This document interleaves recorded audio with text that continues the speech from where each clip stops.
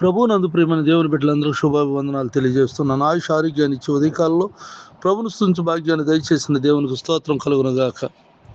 నీ ప్రతివాదితో నీవు త్రోవలో ఉండగానే త్వరగా వారితో సమాధానపడుము. మత్తయి సువార్త 5వ అధ్యాయము 25వ వచనం. ప్రార్థన. కృపగలిగిన మా తండ్రి, దయగలిగిన ప్రభా, నీకు వందనాలు. ఈ ప్రార్థనలు ఏకీపిస్తున్న నీ బిడ్డలను దీవించి ఆశీర్వదించండి నాయన. ఎవరి మీద నా ద్వేషం ఉంటే వారిని క్షమించే మనసు నీ బిడ్డలకు దయచేయండి.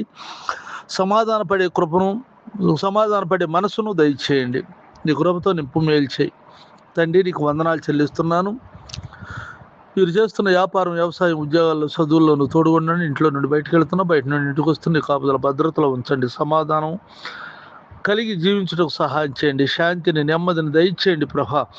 అంతేకాదు, బర్త్డేలు జరుపుకుంటున్న బిడ్డలకు నాయన అయ్యా, సంవత్సరం నుండి సంవత్సరాంతం వరకు నీకు అందృష్టి ఆ బిడ్డల మీద నుంచి కాపాడండి నాయన.